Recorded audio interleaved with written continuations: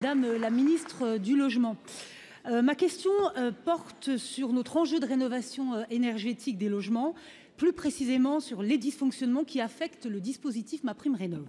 Lundi dernier, une manifestation a été organisée devant le siège national de l'habitat, l'opérateur de l'État chargé de verser les fonds. Les manifestants dénonçaient un allongement considérable des délais de paiement de la prime, ce qui affecte très lourdement les particuliers qui s'endettent pour effectuer les travaux et certains professionnels du bâtiment qui, parfois au bord de la faillite, à court de trésorerie, se retrouvent contraints de licencier. Outre les retards de paiement, les délais d'instruction des dossiers se sont également rallongés. Cela veut dire que MaPrimeRénov' est en quelque sorte victime de son succès, pour le meilleur et pour le pire. Le meilleur parce que le nombre de rénovations d'ampleur a triplé au premier trimestre 2025 par rapport à la même période en 2024, mais aussi pour le pire, car le ralentissement des procédures serait donc causé par la multiplication des contrôles dans le cadre de la lutte contre les fraudes. Un dossier sur 10 serait frauduleux aujourd'hui. Enfin, la montée en puissance du dispositif fait craindre une insuffisance des crédits budgétaires dévolus à MaPrimeRénov'. Pour rappel, son enveloppe globale a été considérablement réduite entre 2024 et 2025 au motif que les crédits 2024 auraient été largement sous-consommés. Madame la ministre, ma question porte donc sur 3 points. Celui des délais de paiement, dans quelle proportion se sont-ils allongés et comment comptez-vous les réduire? Sur le développement de la fraude, comment comptez-vous y faire face? Sur le financement, comptez-vous abonder le budget alloué à la prime si les demandes sont plus importantes que prévu? Je vous remercie. Pour vous répondre, la parole est à la ministre chargée du Logement, Madame Valérie Létard. Merci beaucoup, Monsieur le Président, Mesdames, Messieurs les sénateurs, Madame la sénatrice Amel Gacquerre. MaPrimeRénov' a permis, comme vous le savez, de soutenir la rénovation thermique de 2,5 millions de logements depuis 2020, logements particuliers.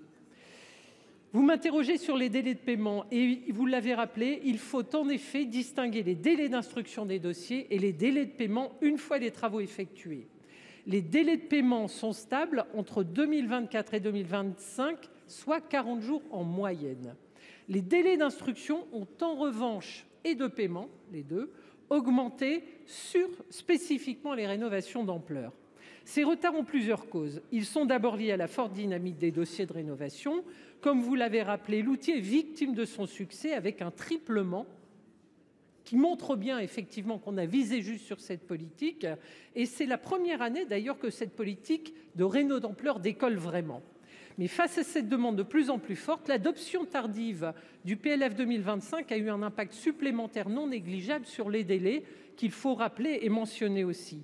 Et enfin, par ailleurs, le gouvernement a fait de la lutte contre les fraudes un axe prioritaire que vous rappelez, indispensable de cette politique publique face à ce qu'on pourrait qualifier de professionnalisation des arnaques. Évidemment, le renforcement des contrôles rallonge les délais.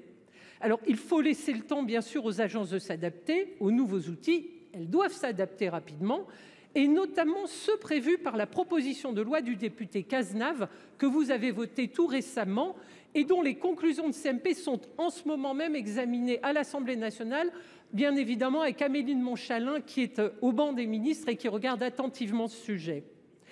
En parallèle, les services instructeurs doivent effectivement être renforcés car nous allons et nous devons poursuivre dans les meilleures conditions cette politique dans les prochaines années. Une expérimentation est actuellement et d'ores et déjà en cours sur plusieurs territoires pour un appui national supplémentaire en ressources humaines pour justement limiter et réduire les délais d'instruction. Vous l'avez compris, Madame la sénatrice, on est mobilisé pour faire en sorte d'assainir la situation et d'être au rendez-vous de la réduction des délais. Merci. Merci, Monsieur le Président. J'entends s'adapter, laisser le temps de s'adapter aux demandes exponentielles de cette prime, pourquoi pas, mais mettre en péril aujourd'hui des milliers d'entreprises, c'est un sujet et c'est ce sur quoi, en tout cas, moi, je vous alerte à nouveau. Merci. Merci. La parole est à notre collègue Georges Nature.